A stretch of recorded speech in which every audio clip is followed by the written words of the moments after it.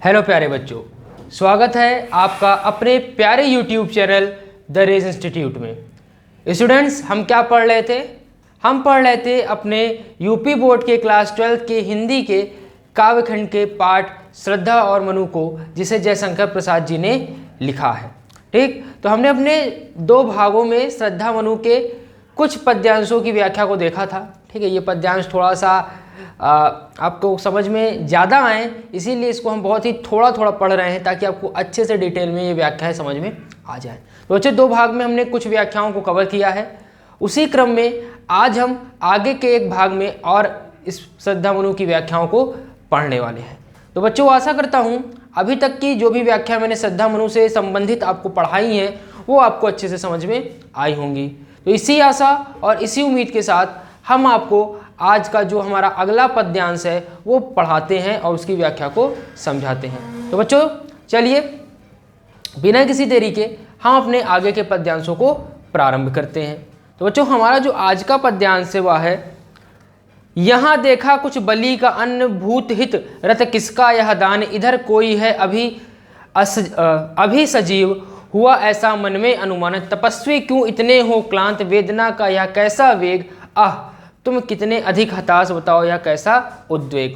क्या है बच्चों, यहाँ पे श्रद्धा जी ने जब बताया था कि वो क्या करती है, जब हिमालय को देखती हैं तो उनके मन में अनेकों प्रकार के प्रश्न उत्पन्न होते हैं। तो उन प्रश्नों को जानने के लिए वो हिमालय की ओर बढ़ती हैं। तो जब वो हिमालय की ओर आती हैं, हिमालय के दर्शन करने के दौरान वह जब देखती हैं कि यहाँ देखा, तो उसी रास्ते में हिमालय के दर्शन के लिए आते हुए उसी दौरान उन्हें रास्ते में क्या दिखाई देता है, यहाँ देखा कुछ बलिकान। तो वहाँ उन्होंने वहाँ के पशु पक्षियों के लिए जो अन्न होता है वह फेंका हुआ उन्होंने देखा।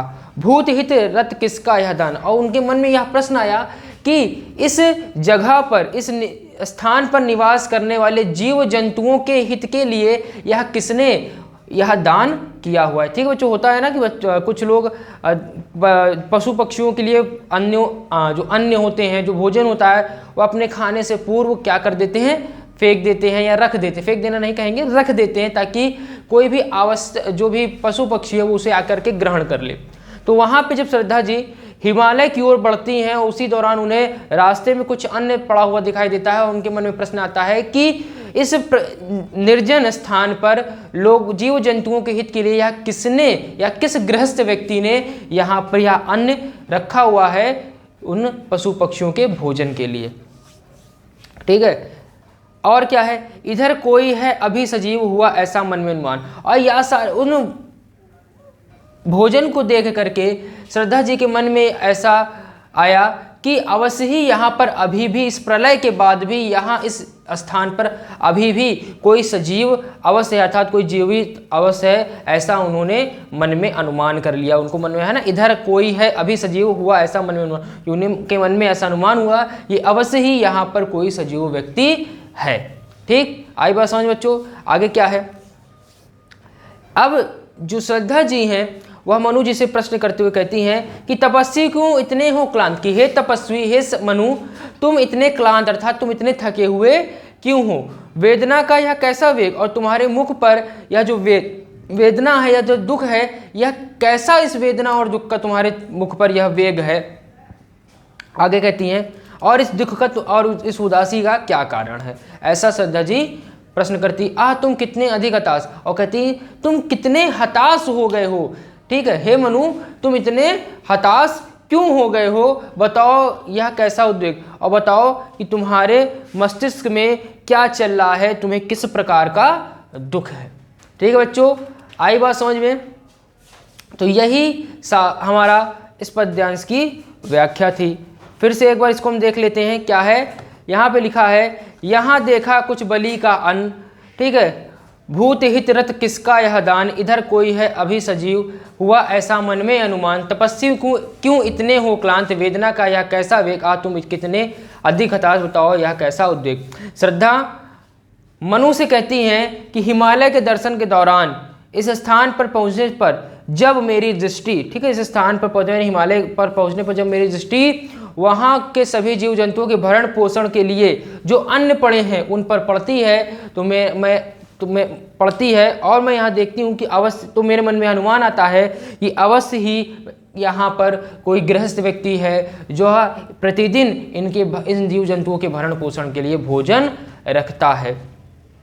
ठीक है, आगे क्या है, तपस्वी क्यों हो इतने क्लांत। आगे जो है श्रद्धा मनु से पूछती हैं कि तुम हे तपस्वी, तुम आखिर किस कारण से इतने क्लांत हो, इतने दुखी हो, इतने थके हुए हो।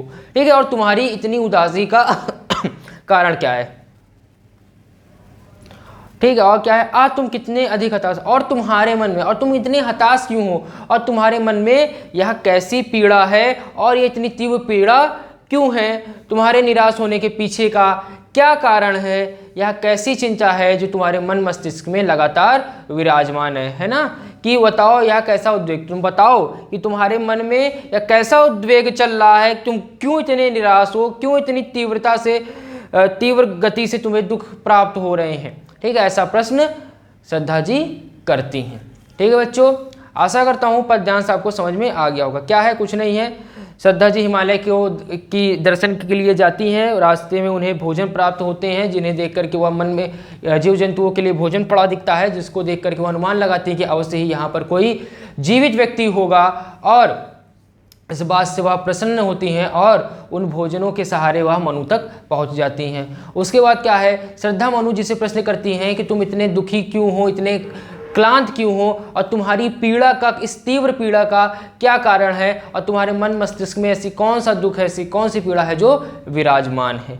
ठीक बच्चों, आशा करता हूँ पद्यांश की व्याख्या आपको समझ में आई होगी।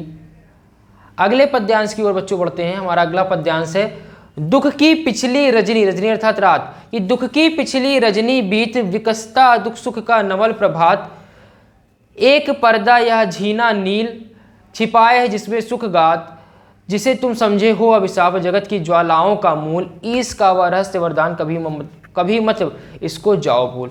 आगे श्रद्धा जी हैं जो वह मनु को समझाते हुए कहती हैं कि दुख की पिछली रजनी बीच विकसिता सुख का नवल प्रभात, कि श्रद्धा मनु को समझाते हुए कहती हैं कि हे मनु, हे तपस्वी, रात्रि के मध्य में ही सुख का सवेरा उदित होता है। ठीक है, कि दुख की रात के ही बीच में सुख का सवेरा यानी सुख का जो प्रभात है वह उदित होता है। लिखा है ना, दुख की पिछली रजनी बीत, बीच मतलब बीच में। ठीक है, विकसिता सुख का नवल प्रभात, तो उसके बीच में ही सुख का जो नवल प्रभात है वह विकसित होता है, एक पर्दा या झीना नील, और यह जो दुख है वह एक झिल्लीदार, ठीक है, एक महीन आवरण में छिपा होता है। ठीक है, उसी जो सुख है वह दुख के, ठीक है, सुख कहा जाता है कि सुख और दुख एक ही सिक्के के दो पहलू, अगर सुख है तो फिर बाद में दुख अवश्य ही आएगा, और दुख है तो बाद में सुख अवश्य प्राप्त होगा। तो वही बात श्रद्धा जी मनु जी को समझाते हुए कहती हैं कि यह जो दुख सुख है यह दुख की महीन आवरण के पीछे छिपा हुआ है, और उसी, ठीक है, और छिपा हुआ है, और यह जो दुख है बहुत अधिक दिन तक नहीं रहने वाला है, एक ना एक दिन सुख का जो सवेरा है वह अवश्य ही आएगा। ठीक बच्चों, पुनः एक बार देखते हैं क्या है, दुख की पिछली रजनी बीत विकसता सुख का नवल प्रभात, एक पर्दा या झीना नील।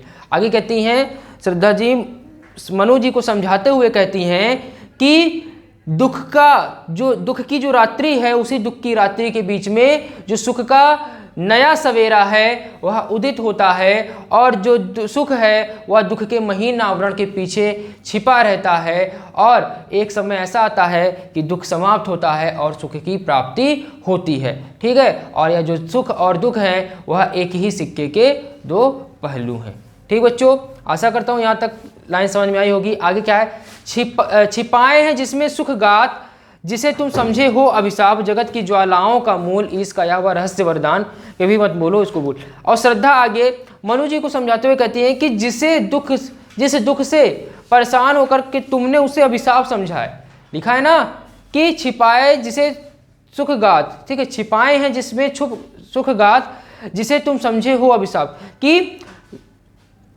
जो सुख है, ठीक है, उन सुखों को वह जो सुख है वह छिपा हुआ, छिपाए हैं जिसमें सुख की गात, कि दुख के पीछे ही जो सुख है वह छिपा हुआ है, जिसे तुम समझे हो अभिशाप, और जिसे तुम अभिशाप समझ रहे हो वह अभिशाप नहीं है।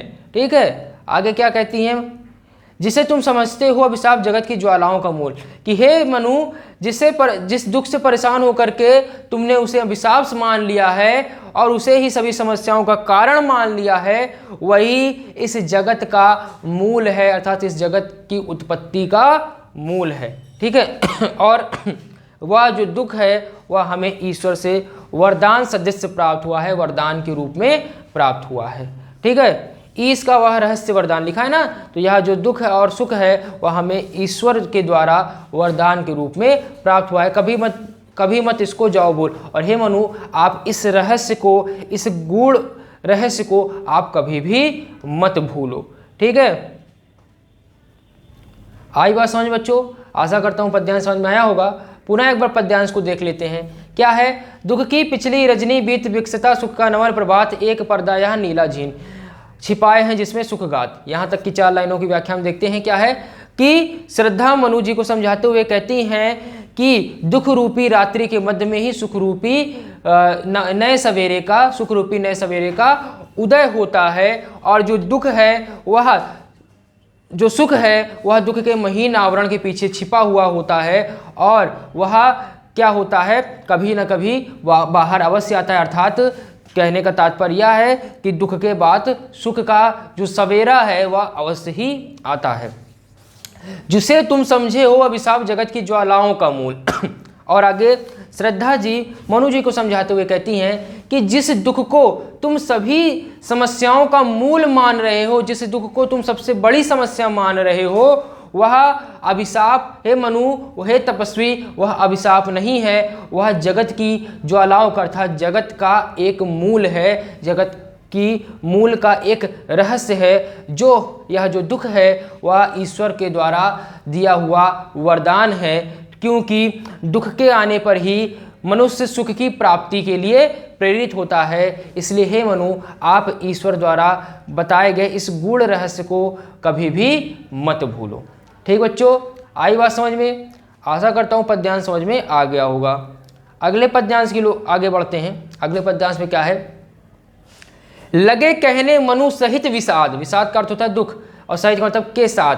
ठीक है, कि लोग कहने लगे, कहने मनु सहित विषाद, मधुर मारुत से ये उच्छावास, अधिक उत्साह तरंग आबाद, उठाटे मानस में सविलास, किंतु जीवन कितना निरुपाय लिया है, देख नहीं संदेह, निराशा है जिसका परिणाम सफलता का है, वह कल्पित गे। आगे क्या है, आगे मनु जी श्रद्धा जी के प्रश्नों का, श्रद्धा जी जो उनको समझा रही हैं उनकी बातों का उत्तर क्षमा चाहेंगे, उत्तर देते हुए कहते हैं कि लगे कहने मनु सहित विषाद, कि मनु जी दुख के साथ कहने लगते हैं कि मधुर मारुत से ये उच्छावास, कि तुम्हारे जो उच्छावास है वह सुगंधित और शीतल वायु के समान, अधिक उत्साह तरंगाबाद, वह उठाटे मन में सविलास। यह जो तुम्हारे मधुर और शीतल उच्छावास है वह अधिक उत्साह और तरंगों के साथ मेरे मन को क्या कर रहे हैं, सविलास अर्थात सुख को या उत्साह को भर दे रहे हैं, मेरे मन में उत्साहों को भर दे रहे हैं। ठीक है,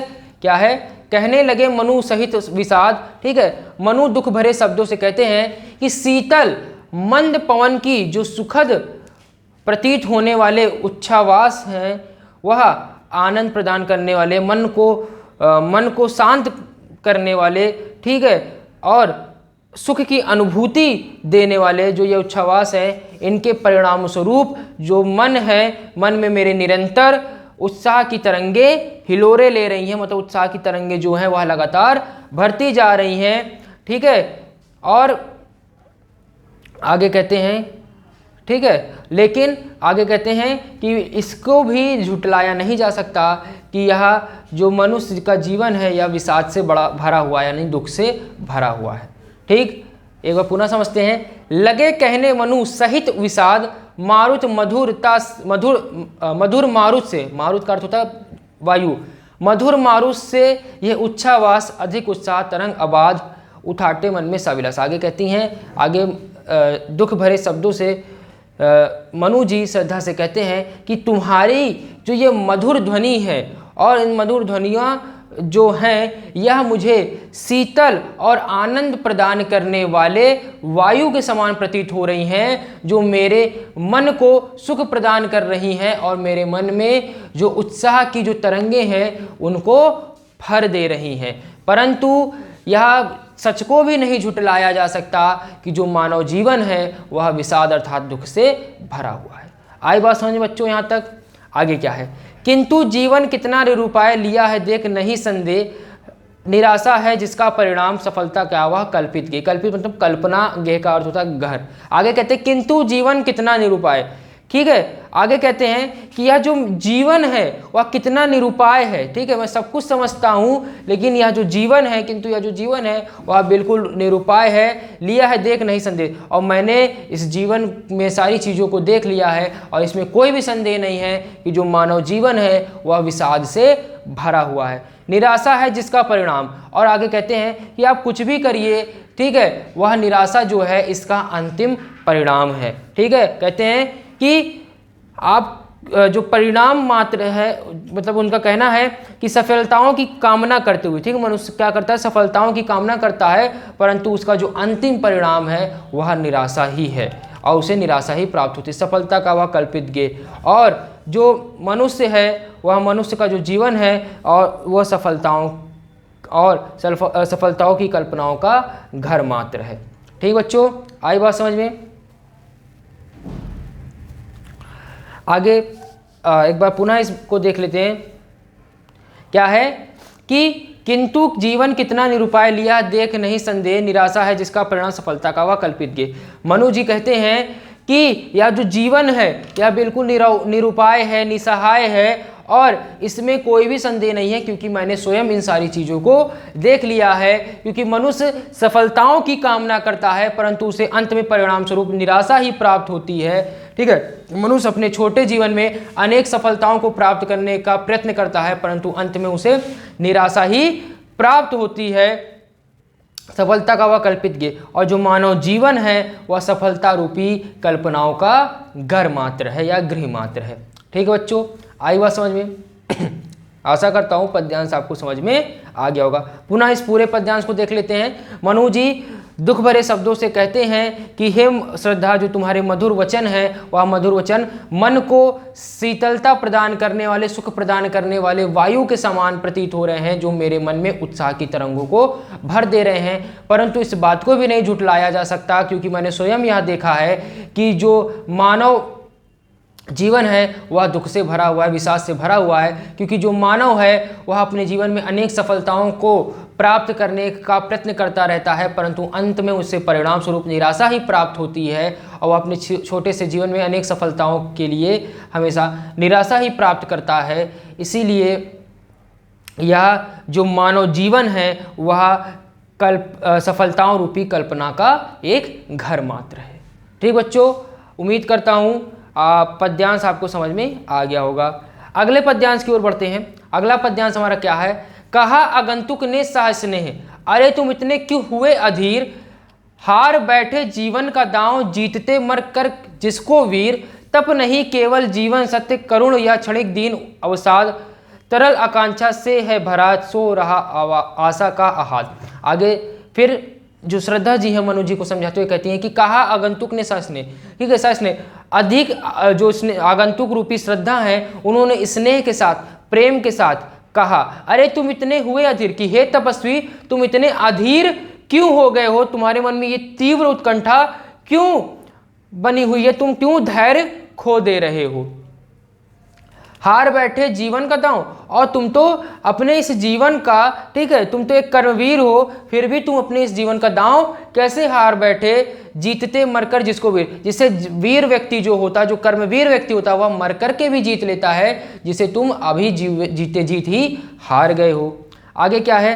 तप नहीं केवल जीवन का सत्य। आगे श्रद्धा जी समझाते हुए कहती हैं कि जो जीवन है उसका अंतिम सत्य केवल तप करना नहीं है, तप करना कदापि नहीं है। ठीक बच्चों, आई बात समझ में? तो एक बार पुनः इसको देख लेते हैं कि श्रद्धा जी, आगंतुक रूपी श्रद्धा जी तपस्वी मनु जी को समझाते हुए कहते हैं कि तपस्वी तुमने धैर्य खो दिया है, अब तुम में उस सफलता को पाने की वह जो तीव्र इच्छा है वह शेष नहीं बची है, और जो कर्मवीर होते हैं वह अथक परिश्रम से अपने अंतिम श्वास तक परिश्रम करके जिस सुख को प्राप्त कर लेते हैं, जिस सफलता को प्राप्त कर लेते हैं, उसे तुमने बिल्कुल ही खो दिया है, और अब तुम अत्यंत हतोत्साहित हो गए हो। ठीक है, अब तुम अत्यंत हतोत्साहित हो गए हो और तुम्हारा जो ध्येय है वह कदापि उचित नहीं है, क्योंकि यह जीवन का जो अंतिम सत्य है वह केवल तप नहीं है। ठीक बच्चों, पुनः एक बार इस व्याख्या को देखते हैं। क्या था हमारा व्याख्या कि आगंतुक श्रद्धा जी कहती हैं, हे तपस्वी, तुमने धैर्य खो दिया है, अब तुम में उस सफलता को पाने की जो तीव्र उत्कंठा भी शेष नहीं। अर्थात जो मनु जी हैं वह हार करके बैठे हुए, अब उनके मन में कोई इच्छा नहीं है कुछ भी करने की। तो उसी बात को कहा जा रहा है कि आपके मन में कुछ भी करने की अब इच्छा शेष नहीं बची है, जिसे वीर पुरुष अथक परिश्रम के बल पर प्राप्त करते हैं। ठीक है, क्योंकि साहसी और कर्मवीर बनने के लिए मनु को समझाते हुए कहते हैं कि जहां पर तुम्हें साहसी और कर्मवीर बनना है उसकी जगह तुम निराश और हतोत्साहित हो गए हो। हे तपस्वी, केवल तपस्या को जीवन का ध्येय बनाना कदापि उचित नहीं है, अर्थात वह अंतिम सत्य नहीं है। आई बात बच्चों समझ में आपको? आशा करता हूँ पद्यांश समझ में आ गया होगा कि क्या है। श्रद्धा जी मनु जी को समझाते हुए कहती हैं कि आप इतने हतोत्साहित मत होइए, इतने अधीर मत होइए। ठीक है, और लगता है कि आप अपने जीवन से हार गए हो और आपके मन में अब कुछ भी करने की इच्छा शेष नहीं बची है, जिसे कर्मवीर और वीर व्यक्ति प्राप्त करना चाहते हैं। अब आप क्या हो गए हो? हतोत्साहित हो गए हो, निराश हो गए हो, अब आप उन्हें प्राप्त करना नहीं चाहते हो। परंतु हे वीर पुरुष, हे तपस्वी, केवल तपस्या ही जीवन का अंतिम सत्य नहीं है। ठीक बच्चों, आगे क्या है? करुण या क्षणिक दीन अवसाद तरल आकांक्षा से है भरा, सो रहा आशा का आहत। ठीक है, आगे क्या कहती हैं कि दुख की स्थिति है वह अविलंब ही समाप्त हो जाती है। मतलब जो दुख है वह कहती हैं कि करुण या क्षणिक दीन अवसाद, कि ये जो अवसाद है या जो दुख है यह अत्यंत क्षणिक है, अर्थात कुछ ही समय के लिए है। यानी जो दुख है वह क्षणिक मात्र के लिए है, यानी कुछ क्षण मात्र के लिए ही है। तरल आकांक्षा से भरा, ठीक है, तरल आकांक्षा से भरा, सो रहा आशा का अवसाद। और आगे कहती हैं कि जो मानव जीवन है वह आशा और खुशियों से परिपूर्ण है, बस आवश्यकता है उन्हें जगाने की। सो रहा आशा का आहत, ना, कि जो आशा रूपी आहत जो सो रहा है बस उसे जगाने मात्र की देरी है, नहीं तो जो मनुष्य का संपूर्ण जीवन है वह आशा और उत्साह से भरा हुआ है। ठीक है बच्चों, आई बात समझ में? पुनः एक बार पद्यांश को देख लेते हैं। क्या है? कहा आगंतुक ने सास ने, अरे तुम इतने हुए अधीर, हार बैठे जीवन का दांव जीतते मरकर जिसको वीर, तप नहीं केवल जीवन का सत्य। श्रद्धा मनु जी को समझाते हुए कहती हैं प्रेम के साथ कि तुम इतने अधीर क्यों हो गए हो, क्यों तुम्हारे मन में ये तीव्र उत्कंठा, मतलब तुम इतने अधीर क्यों हो गए हो, और अब तुम्हारे मन में कुछ भी करने की जो तीव्र उत्कंठा है वह भी शेष नहीं बची है, और जिस समय तुम्हें कर्मवीर बनना चाहिए उसकी जगह तुम हतोत्साहित और निराश होकर के बैठे हुए हो।